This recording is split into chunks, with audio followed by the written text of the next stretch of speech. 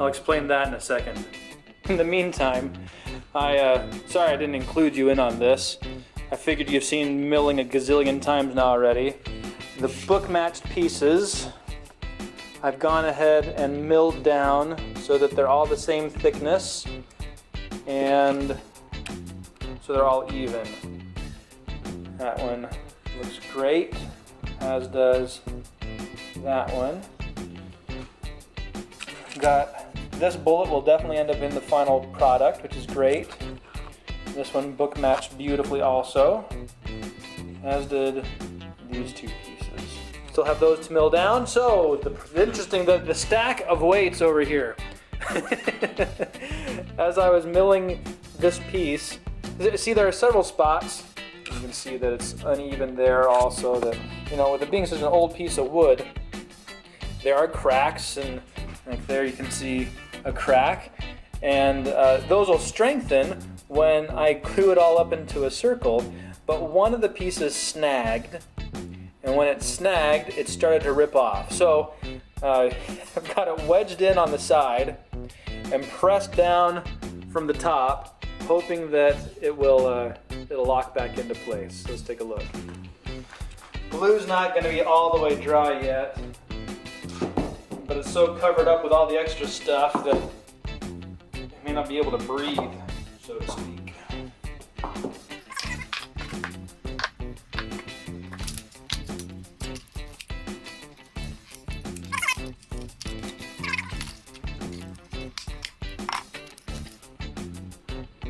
Yeah, okay.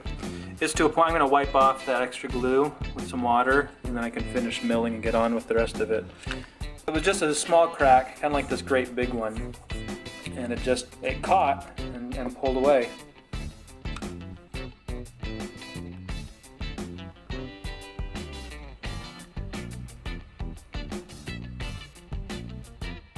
Okay, it's been about half an hour.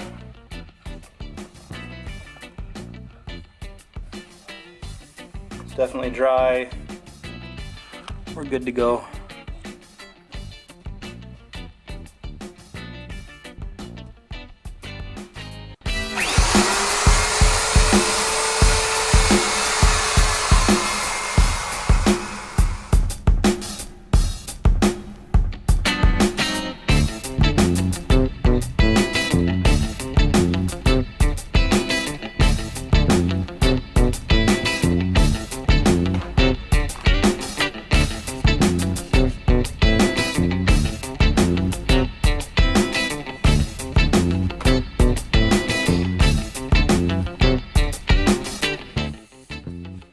A lot of problems with this piece of wood, but I can't give it up. It's just too darn pretty.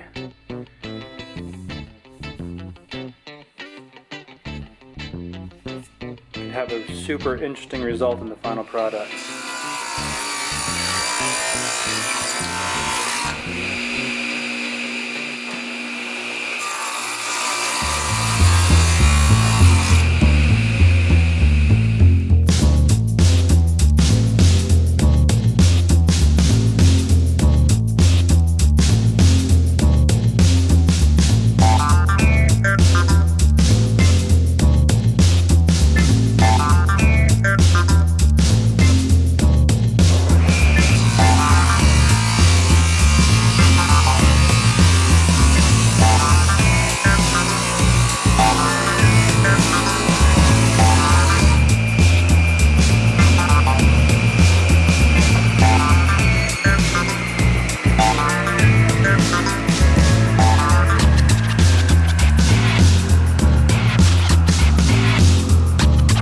Good straight edge before I cut down the bevels.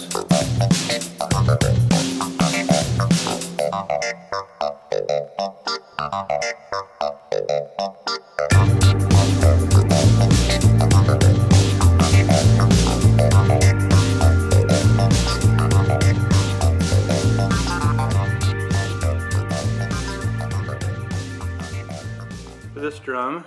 It's a 12-degree bevel because I'm going to have 15 pieces. Means I need to go to 112 degrees.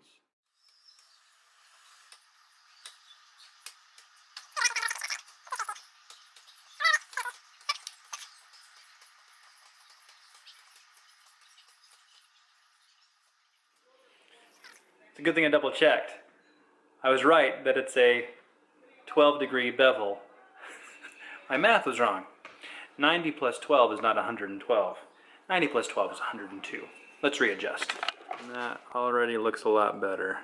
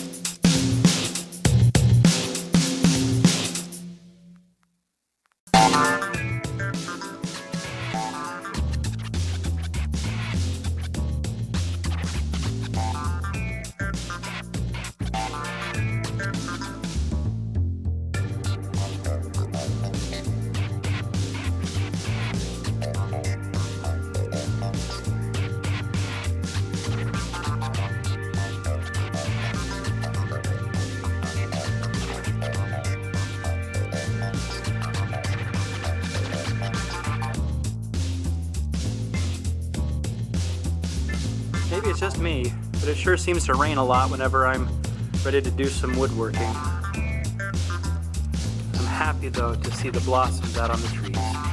Spring is finally here. It was a long, long winter.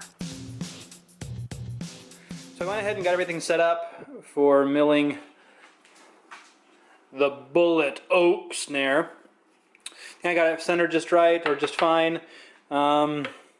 Got the new sharp blade on there, and I think we should be good to go. I am really excited to see how this turns out. Let me bring the light over here so you can get a better look.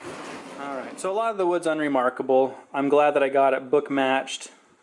So all that's pretty unremarkable, but we get the first bit of interest, and then we get some interesting knotting and burling, some really interesting grain, and then we get to the really pretty stuff. Highlighted perhaps with that nail mark. I wish the nail had gone deep enough to come over on that side, but we got a little bit of that stain. That's all going to get milled off. It's going to disappear, I know it.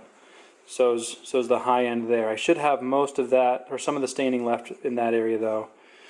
Eager to see what remains of this when it's done, and then it's back. So here we go.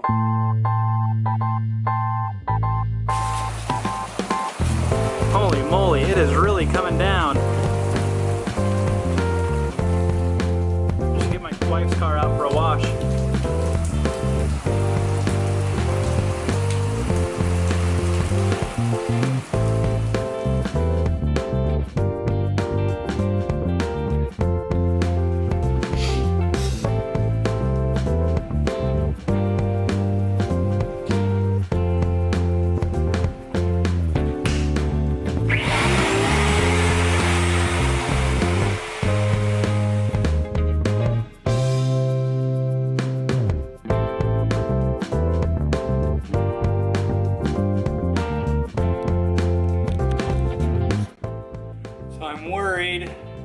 that the bullet's gonna disappear. That's all that's left of it, and I need to come down just a hair more, just a hair. I'm hoping there'll be a little bit left and that it won't knock out. You can still get a little bit of the impression the bullet made as it went in. Now here, that's where another bullet was. It fell out a long time ago, but I still have the piece. So what I think I'm gonna do, because there'll definitely be some of that hole left, I'm gonna go ahead and reset the bullet in there with some super glue. That's locked in with super glue also. Just so that we still have that really cool element of this wood, that it was, you know, riddled with bullets. We gotta go shoot. You gotta go a whole 16th inch higher.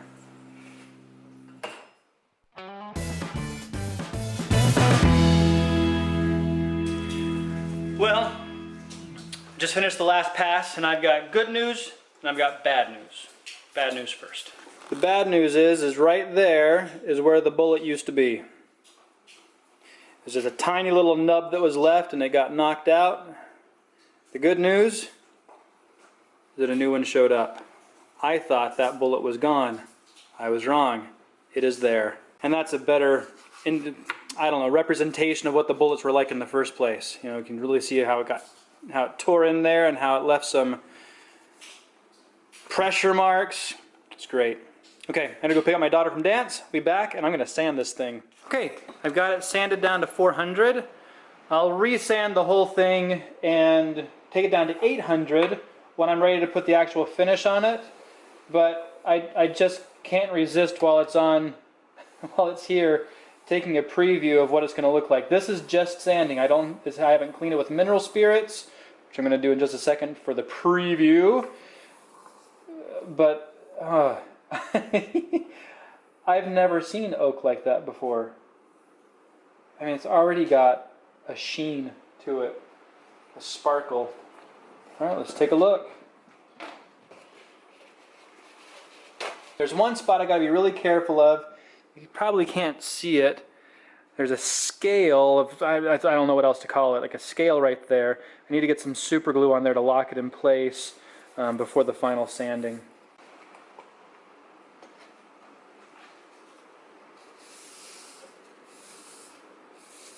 This is just mineral spirits.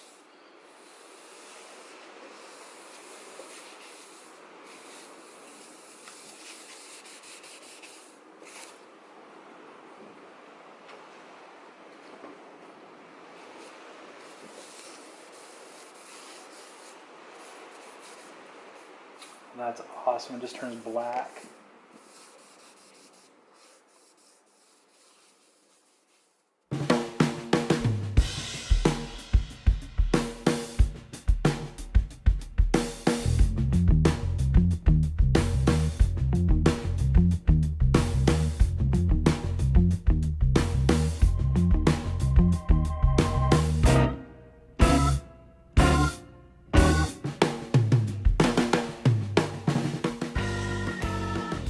I was really hoping to get farther along tonight. Got a couple of passes on the inside done. It's starting to look good. There are some real cracks that I hope, no, they don't go all the way through, but I'm gonna have to take some super glue to those.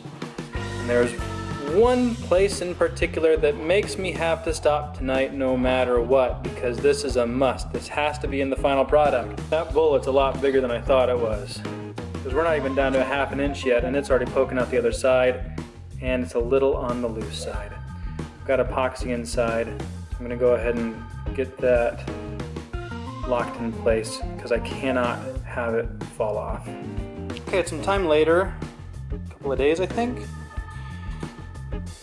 I've gone as far as I can on the shaping, except for the bearing edges, of course. You notice a problem? Look closely. I'm not sure exactly what happened, but I'm pretty sure it has something to do with filling holes and glue either shrinking or expanding, because the drum fell just barely out of round before I finished cutting the inside. And you'll notice that right there is a little bit thicker than, for example, right there and there. This is a full 1/2 inch. These areas right here, and here are 3/8.